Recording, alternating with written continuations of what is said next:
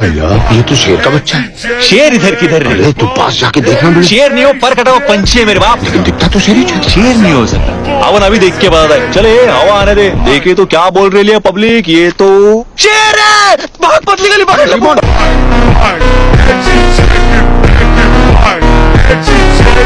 এই মেয়েটা অনেক ভয়ানক একটা মেয়ে। তাকে দেখতে অনেক সহজ সরল আর কিউট লাগছে, কিন্তু তার সম্পর্কে শুনলে তোমাদের প্যান্ট ভিজে যাবে। আসলে তার নাম হলো কিং জং এ। সে নর্থ কোরিয়ার সর্বোচ্চ নেতা কিং জং এর মেয়ে। সে এখন 10 বছরের একটা ছোট বাচ্চা মেয়ে, কিন্তু 70 থেকে 80 বছরের আর্মিগুলো তার সামনে মাথা নত করে থাকে এইভাবে। আর সে বাকি মেয়েদের মতো ফ্রি ফায়ার পাবজি খেলে না, সে ডাইরেক্ট মিসাইল আর পারমাণবিক বোমার সাথে খেলে। আর শুধু এটাই না, সে পড়ালেখার জন্য স্কুলে যায় না, বরং স্কুলের টিচাররাই তার বাড়িতে গিয়ে পড়ায়। স্পেনের একটা গ্রামে ষাঁড়দের লড়াই শেখানোর জন্য কেসাডেলট্রো নামে একটা জায়গা ছিল, যেখানে মূলত ভালো ভালো শক্তিশালী ষাঁড়দেরকে প্রশিক্ষণ দেওয়া হতো যেন তারা শহরে গিয়ে বুল ফাইটিং করে জিততে পারে।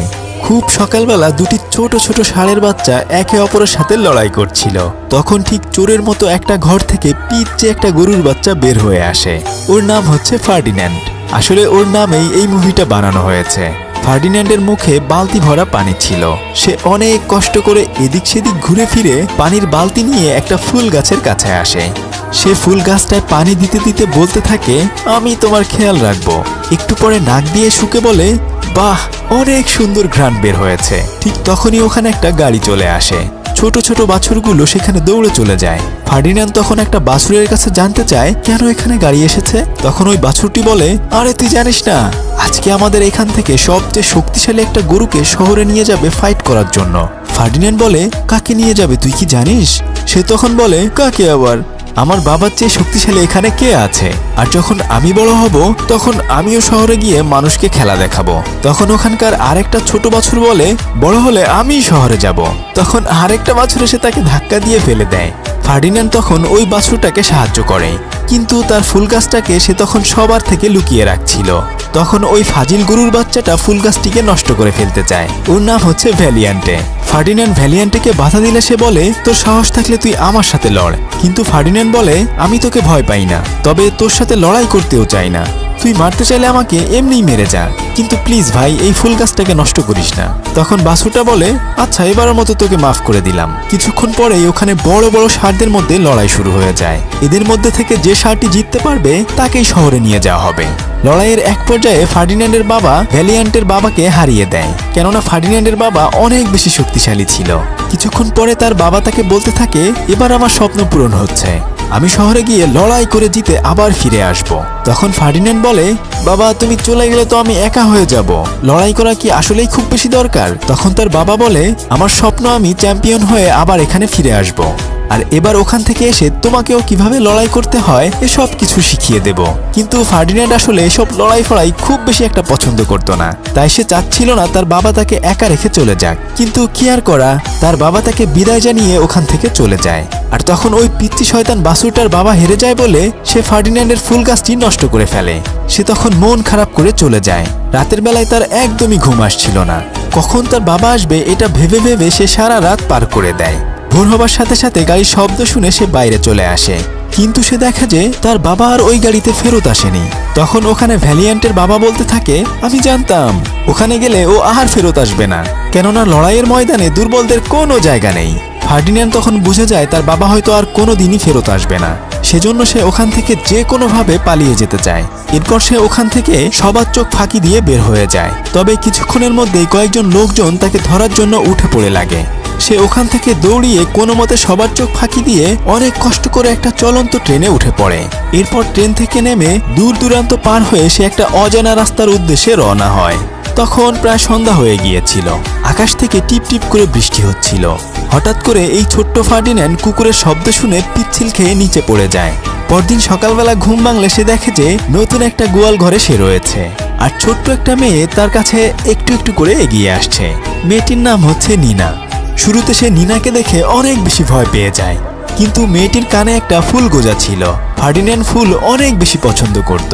মেয়েটি ছোটবেলা থাইকা ল্যাংটা, আমিও ল্যাংটা তুমিও ল্যাংটা, জেনে হেনে আগামোতা এখন হাগি বাথরুমে যাইয়া। ছোটবেলা থাইকা ল্যাংটা, আমিও ল্যাংটা তুমিও ল্যাংটা, জেনে হেনে আগামোতা এখন হাগি বাথরুমে যাইয়া। শরম সারা ইজ্জত সারা আজকে সবাই প্যান্ট পরা, কাপড় পইরা লাভ কি বাবা, চোখ তুইলা লাও এড়াই বালা। নিয়ম কানুন তাও মানি না, ধর্ম সমাজ কি বুঝি না, বুঝেও তো অবুঝ আমি, চোখ থাকিতে অন্ধ তুমি। সময় আছে বালা হ, নাইলে আল্লাহ পাপ দিব।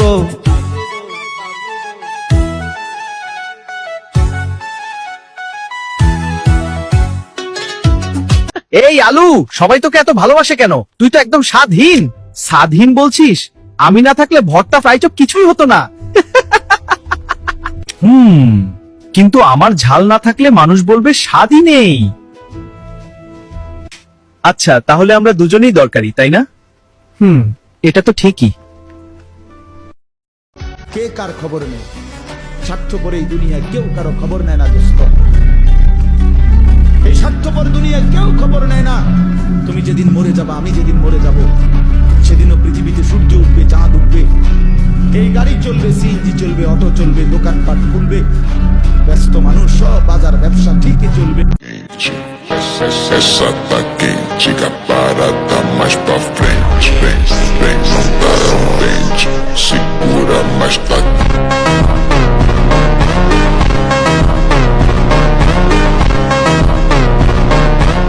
ছেলেটা শুধু তার ঘড়িটা একটু ঘুরালো, পরের মুহূর্তেই ধামাকা সে সোজা 2025 সালে পৌঁছে গেল। চারদিকে তাকিয়ে সে কিছুই বুঝতে পারছিল না সে কোথায় এসেছে। ঠিক তখনই তার নাকে এক দারুণ সুগন্ধ ভেসে এলো। সে সেই গন্ধের পিছু নিয়ে দৌড়াতে লাগলো। শেষে গিয়ে পৌঁছালো রাস্তার পাশে একটা ঠেলা গাড়ির কাছে, যেখানে একজন লোক গরম গরম চিকেন বিক্রি করছিল। সে জিজ্ঞেস করলো কত দাম। বিক্রেতা বলল একটা $18। দামটা শুনে ছেলেটার কাছে খুব বেশি লাগলো। কিছুক্ষণ ভাবলো, তবুও শেষ পর্যন্ত একটা কিনুইল। ঠিক তখন পাশেই দাঁড়িয়ে থাকা এক মহিলা তার হাতে থাকা টাকার দিকে নজর দিল। সে ভদ্রভাবে কাছে এসে বলল, আমি কি এই নোটগুলো একটু দেখতে পারি? ছেলেটা কোনো সন্দেহ ছাড়াই টাকা তাকে দিয়ে দিল। মহিলা ভালো করে নোটগুলো দেখলো, তারপর জিজ্ঞেস করলো, তুমি কি এগুলো বিক্রি করতে চাও? সে সরাসরি $1,00,000 অফার করলো। এটা শুনে ছেলেটা একেবারে অবাক হয়ে গেল, খুশিতে ভরে উঠল। মহিলা ভাবলো হয়তো সে কম দাম বলেছে, তাই তাড়াতাড়ি বুঝিয়ে বলল, নোটগুলো অনেক পুরনো, অবস্থা খুব ভালো না, তাই এর বেশি দিতে পারবো না। কিন্তু ছেলেটা অন্য কারণে অবাক ছিল, তার কাছে থাকা 2টা পুরনো নোট এত দামি। মহিলা তাকে নিজের দোকানে নিয়ে গেল আর সেখানেই পুরো $1,00,000 নগদ দিয়ে দিল। টাকা পেয়ে ছেলেটা সোজা চালের দোকানে গেল আর 10,000 কেজি চাল কিনে ফেলল। তারপর সে তার বোনদের জন্য নতুন জামা কাপড় আর জুতা কিনল। সব কেনাকাটা শেষ করে সে আবার ঘড়িটা ঘুরালো আর ফিরে গেল নিজের সময় 1960-এর দশকে। কিন্তু বাড়িতে গিয়ে দেখে তার 2 বোন খুব মন খারাপ করে বসে আছে। সে চিন্তিত হয়ে জিজ্ঞেস করলো, কি হয়েছে? বোনেরা স্কুল থেকে পাওয়া নোটিশ দেখালো, টাকা না দেওয়ায় তাদের নাম কেটে দেওয়া হয়েছে। এটা শুনে ছেলেটা বুঝলো তাদের পড়াশোনা বন্ধ হয়ে গেছে বলেই তারা এত কষ্টে। সে তাদের সান্ত্বনা দিল, আমি খুব তাড়াতাড়ি টাকা জোগাড় করব, তোমাদের আবার স্কুলে ভর্তি করাবো। এরপর সে গ্রামের প্রধানের কাছে গেল আর বলল সব গ্রামবাসীকে জড়ো করতে। সে ঘোষণা করলো সে সবাইকে চাল দেবে আর বদলে সবাই তাদের বাড়ির পুরনো জিনিস দেবে। খাবারের কথা শুনে পুরো গ্রামে খবর ছড়িয়ে পড়ল। অল্প সময়েই ছেলেটা অনেক পুরনো জিনিস সংগ্রহ করে ফেলল। তারপর আবার ঘড়িটা ঘুরিয়ে সে ফিরে গেল 2025 সালে। সোজা সেই মহিলার দোকানে গিয়ে সব জিনিস তার সামনে রাখলো দাম জানার জন্য। মহিলা জিনিসগুলো দেখে অবাক হয়ে গেল, চোখ বড় বড় করে বলল, এই সব জিনিস খুবই বিরল, এগুলো আসলে